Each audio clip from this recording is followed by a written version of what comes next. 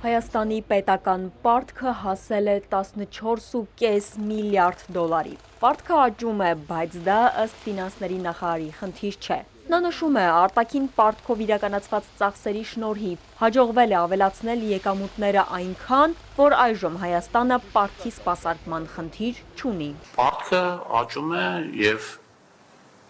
ինչ-որ մի միլիարդից դառել է մի հատ ուրիշ միլիարդ, բայց այդ մենք հազար անգամ խոսել ենք դրա մասին, որ այդ հիմա պետություններ էլ կան, որոնք տրիլիոններով ունեն։ Հիմա ինչի ենք այդ միլիարդից խոսում։ Դրա համար պետք է խոսենք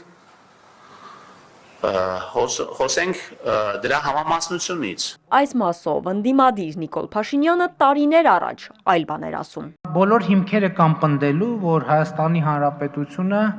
ըստ էության ընկել է վարկային տենդի, ոչ թե տեմպի, այլ վարկային տենդի մեջ, լիխառատկա, վարկային լիխառատկայի մեջ, լավ այսքան պարտքը, որ կուտակել են այս ժողովրդի մազին, այդ պարտքը հələ պետք է այդ պարտքի գոյացման օրինականությունը միացտուգվի, աուդիտի պետք է ենթարկվի այդ պարտքը։ Եվ այո, միջազգային այդ ֆինանսական կազմակերպությունները պետք է գան Հայաստանի օրինական իշխանության հետ նստեն բանակցային սեղանի շուրջ։ Ֆինանսների նախարարը անդրադարձավ պարգևավճարների աղմկահարույց թեմային։ Պարզվեց դա պարգևավճար չէ, այլ աշխատավարձ։ Նրա խոսքով պաշտոնյաների աշխատավարձը արդեն 5-6 տարի է ինչ չի փոխվել եւ տարեվերջին ստացած գումարը ոչ թե պարգևավճար է, այլ աշխատավարձի բարձրացման այլ եղանակ։ Ավելյալ 300 միլիարդ հարկ ենք հավաքել։ Այդ հարկը հավաքվել է նրա պատճառով, որ պետական պաշտոնյաները բիզնեսով չեն զբաղվում, բիզնես չեն հովանավորում եւ այդ հարկերի մի մասը